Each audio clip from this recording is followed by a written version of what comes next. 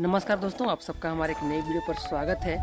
आज है गणतंत्र दिवस और आप सबको गणतंत्र दिवस की ढेर सारी बधाई और शुभकामनाएं। आज जिस प्रकार से 26 जनवरी को हम लोग बड़े ही उत्साह के साथ मनाते हैं आज के इस दिन को,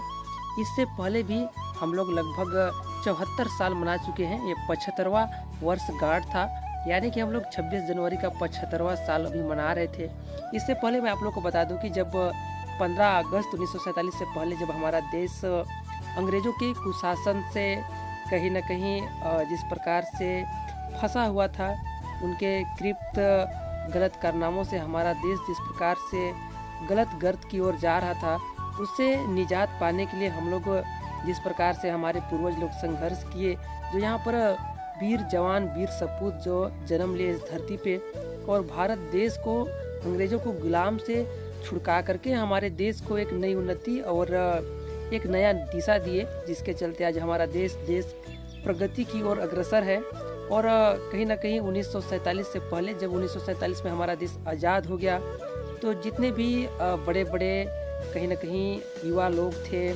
और जितने भी लीडरशिप करने वाले देश के महान क्रांतिकारी वीर योद्धा लोग थे, इन्होंने या तो फिर लड़ाई करके या तो फिर किसी भी प्रकार से अंग्रेज़ों से लोहा लेकर के हमारे देश को आज़ाद करवाया। और आज हम उन सब का गुणगान करते हैं।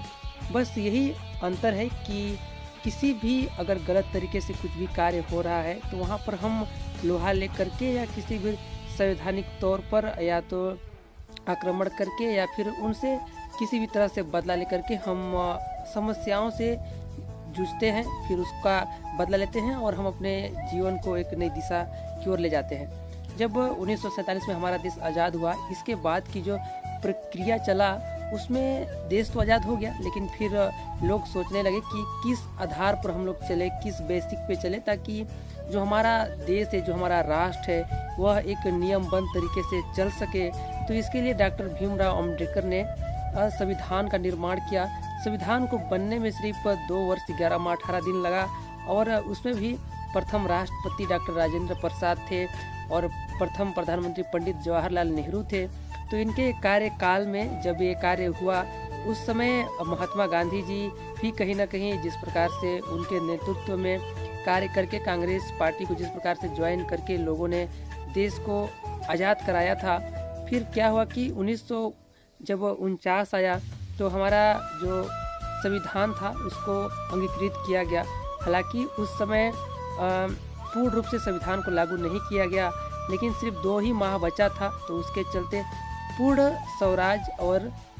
स्वयं शासन का जब दर्जा दिया गया, यानी कि 26 जनवरी 1950 को जब संविधान लागू कर दिया गया, तो उसके हिसाब से सभी को चलना पड़ रहा है। क्योंकि बाबा भीमराव अम्बेडकर ने जिस प्रकार से संविधान में जो भी 395 से और भी बढ़कर अब अनुच्छेद हो गए हैं और 22 भाग हैं, 12 अनुसूचियाँ हैं, इस प्रकार से हमारे संविधान में नियमबद्ध तरीके से किसको कहाँ पर कैसे क्या करना है, कैसे चलना है, इस तरीके का नियम दिया गया, जिसके आधार पर आज हम सब लोग चलते हैं, उसी का गुणगान करते हैं और उसके लयबद्ध क्रमबद्ध तरीके से हम अपने संविधान दिवस को मनाते हैं। ये 75वां वर्षगांठ को हम लोग इस प्रकार से खुशी जाहिर करते हैं कि इस भारत राष्ट्र के अंतर्गत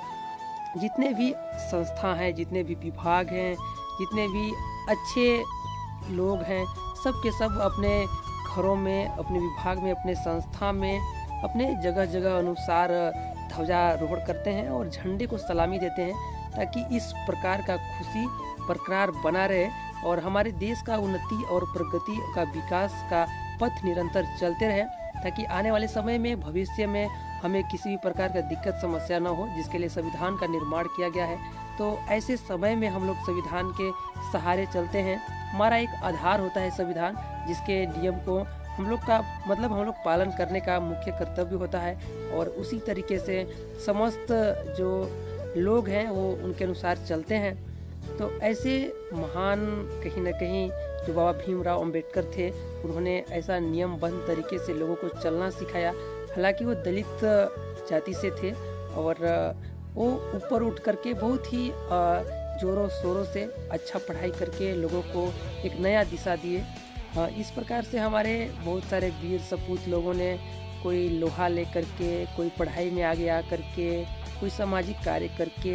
कोई राजनीतिक करके, कोई आर्थिक व्यवस्था को मजबूत बना करके हमारे देश को एक नियमबद्ध तरीके से चलाने का निर्देश दिए हैं। तो उसका पालन हम लोग सदैव करते रहेंगे। और अभी गणतंत्र दिवस की आप सबको फिर से ढेर सारी बधाई और शुभकामनाएं। अपने जीवन में आप निरंतर आगे बढ़ें और भविष्य में ऐसी कामना करें कि इस प्रकार का निरंतर कार्यक्रम चलता रहे। और आज खुशी और उल्लास का दिन है, इसको बड़े हर्ष के साथ मनाइए और संविधान के प्रति अपना प्यार और अटूट विश्वास बनाए रखिए। जय हिंद, जय भारत।